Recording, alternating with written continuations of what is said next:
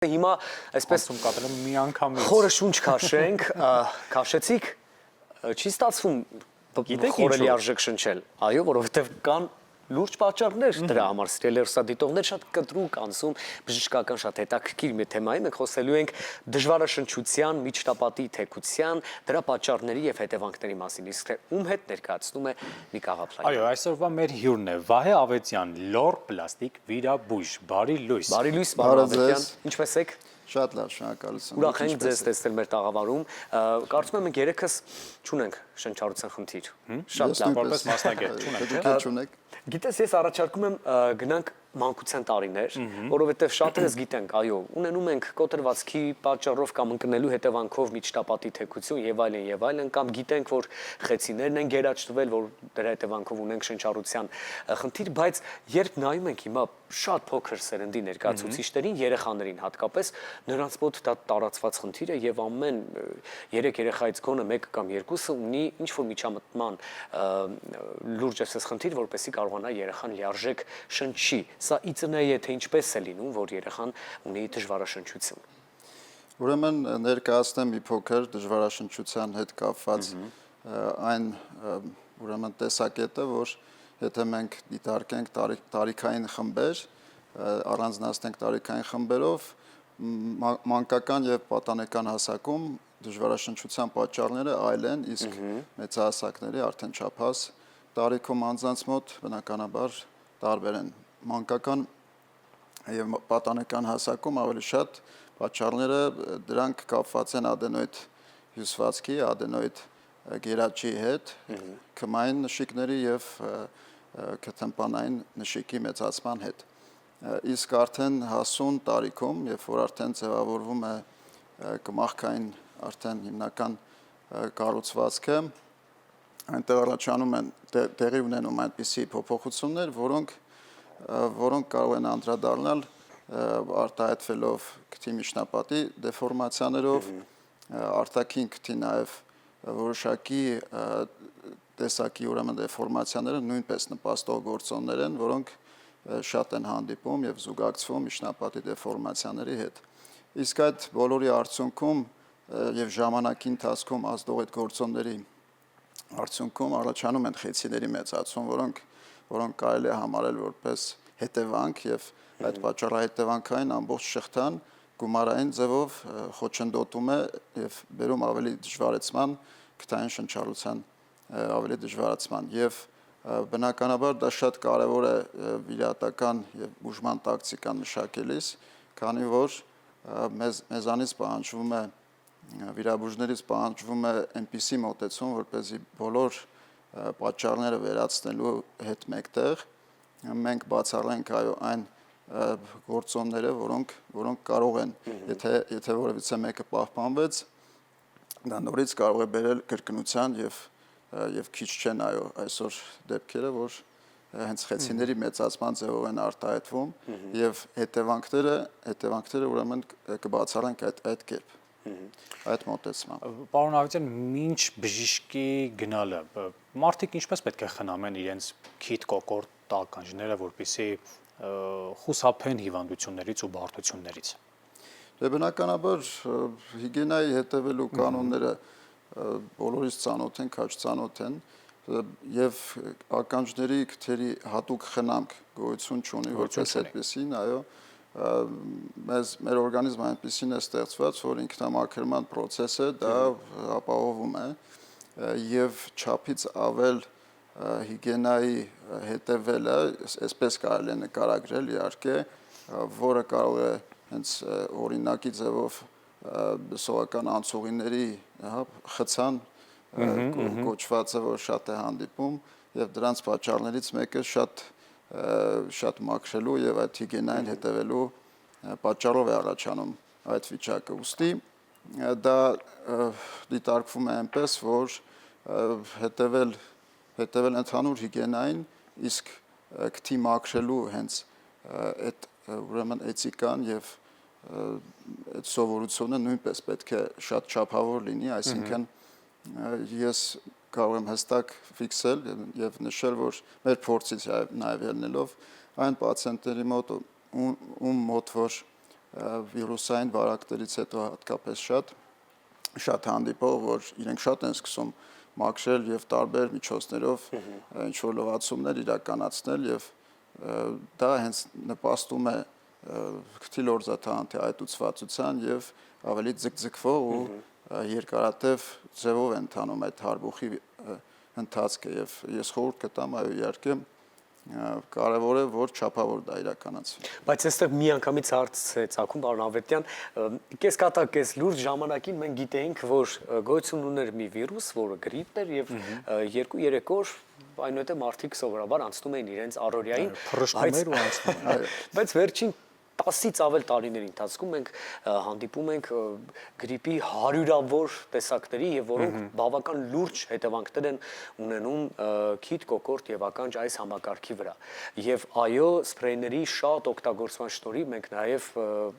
այսպես շատ վատացնում ենք այն համակարգը որ մեզ հնարավորություն պետք է տա ազատ ու լիարժեք շնչելու հետևանքների մասին կցանկանայինք խոսել եւ ինչ անել այս դեպքում որպեսզի մի փոքր ավելի թեթև կրենք վիրուսից ունեցած հետևանքները Այո, շատ արձիական հարց եք բարձրացնում եւ կարող եմ նշել, որ այն սպրեյները, որոնց բաղադրությունը, եթե պատկերացնենք, իրենք անոթասեղմիչ կոմպոնենտով են օժտված եւ անոթասեղմիչ ազդեցությամբ իրենք կրճատում են լորձաթաղանթը, քթի ռոճի լորձաթաղանթը եւ առավել շատ քթի խեցիների վրա այն ազդեցություն թողնում եւ արդյունքում մենք ունենում ենք այո կրճատված լորձաթաղանթ եւ երբ որ իրենց ազդեցության ժամանակահատվածը լրանում է մոտենում է իրենք լորձաթաղանթը սկսում է ավելի շատ այտուցվել եւ դա բացական ձևով է անդրադառնում ուստի այդ պրեպարատների օգտագործումը պետք է չափավոր բնույթ կրի եւ եթե մենք գիտենք որ 1 շաբաթ է դա մաքսիմում ժամանակահատվածն է որ կիրառելի է ես խորհուրդ կտամ որ 1 շաբաթն էլ նույնիսկ շատ է համարենք շատ եւ 3-4 օրը բավական է որպեսզի մենք կարողանանք իրենց ազդեցությամբ իրենց այդ հակահայտուցային ազդեցությունը կիրառել եւ հետ հարբուխային, հետ վիրուսային այդ դիսկոմֆորտը վերացնելու համար։ Եվ նույն մոտեցումն ու կարծիքը նաեւ հնչում է կաթիլային դեղերի հետ կապված։ Կաթիլային թե աերոզոլային տարբերակով իրենք նույն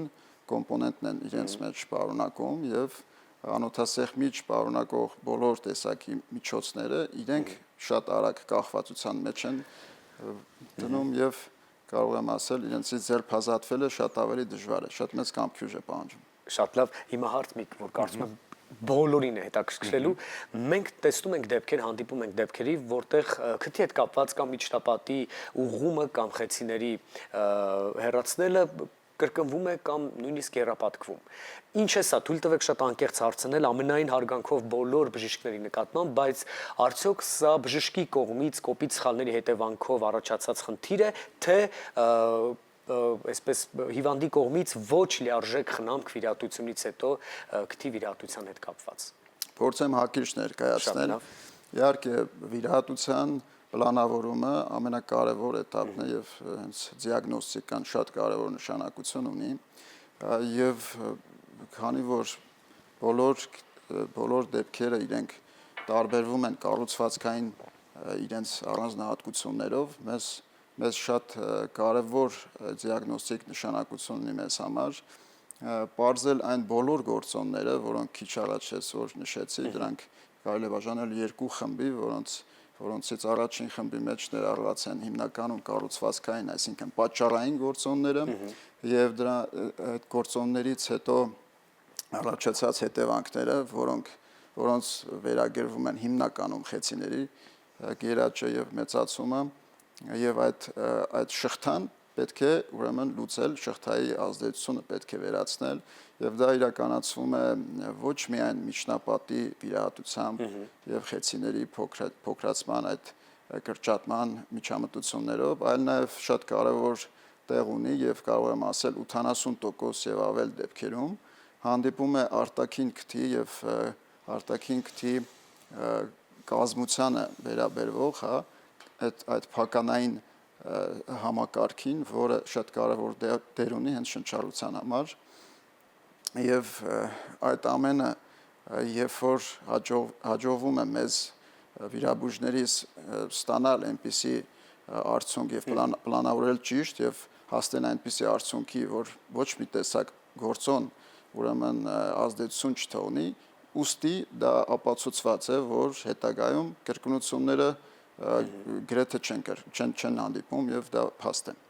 Դա ապացուցված է։ Պարոն Ավետյան, այս տեխնոլոգիաների դարաշրջանում, ժամանակահատվածում, հետաքրքիր է, ուր է գնում լոր պլաստիկ մասնագիտությունը։ Կա արդյոք, չգիտեմ, վտանգ, որ ինչ-որ ժամանակ հետո կարող է ձեզ մասնագետներին փոխարինել արհեստական բանականությունը կամ ռոբոտը կամ չգիտեմ, ուր է գնում այս մասնագիտությունը, այս պահին կամ չգիտեմ, մի քանի տարի կամ Ես չեմ բացառում, որ կարող է գալ մի ժամանակահատված, որ արհեստական բանականությունը նույնպես փոփոխություն մտցնի, այո, եւ որովհետեւ կներեք կան արդեն դեպքեր կան, ես տեսա Օլովակով տեսել եմ վիդեոյով, դրա համար ես մի բան կառանձնացնեմ, որ քթի խոռոչի եւ արտաքին քթի բոլոր վիրահատությունները իրենք ստանդարտ վիրահատություններ չեն համարվում։ Եվ այո, ամբողջ ուրեմն ռինովիրաբուժության պատմության մեջ ստեղծված են եւ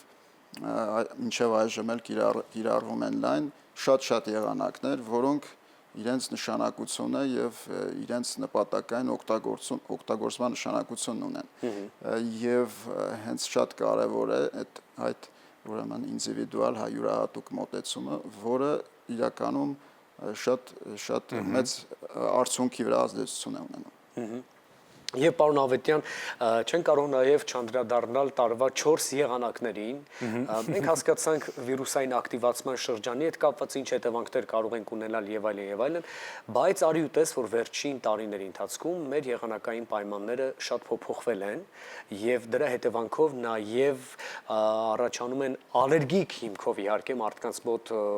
շնչառական շատ խնդիրներ, արդյոք սա հետապնդում է հստակ այցելել լոր բժշկի, հստակ բուժում ունենալ, թե ամեն դեպքում պետք է ենթարկվել բնությանը, նրա առաջարկած եղանակային պայմաններին եւ ուղղակի անցկացնել այդ շրջանը եւ этаպը։ Սա խնդիր է, կարծում եմ, որ բախվել ենք մենք բոլորս։ Այո, ես փորձեմ այնպես ներկայացնել ալերգիկ պատճառները եւ ալերգիկ ռինիտները իհարկե ինչքան որ մենք գիտենք նրանց մասին տեղեկացված ենք եւ իրենց առաջացման ժամանակահատվածից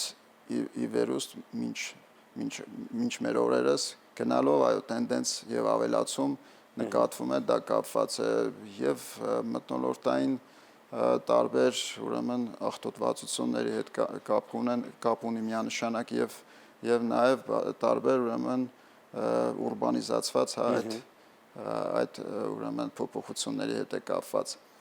իսկ արտահայտման եւ բուժման ուրեմն ալերգիկ ռինիտների եւ ալերգիկ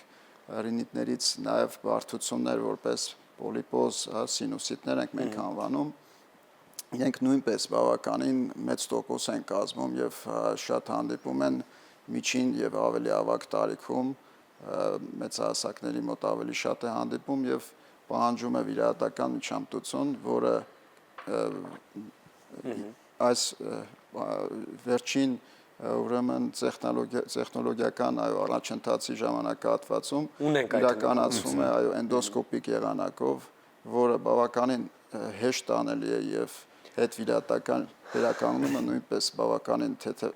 հեշտ է անցկացում, դա նույնպես այսօր շատ է հանդիպում եւ մասնագետի հետ որ խոսում ես ինքնավստահություն ես հենց հիմա ինձ առողջ եմ զգում Մենք շնորհակալ ենք ձեզ որ առավոտը սկսեցիք մեզ հետ միասին ցավոք ժամանակը մոտենում է իր ավարտին սիրելի հեռուստադիտողներ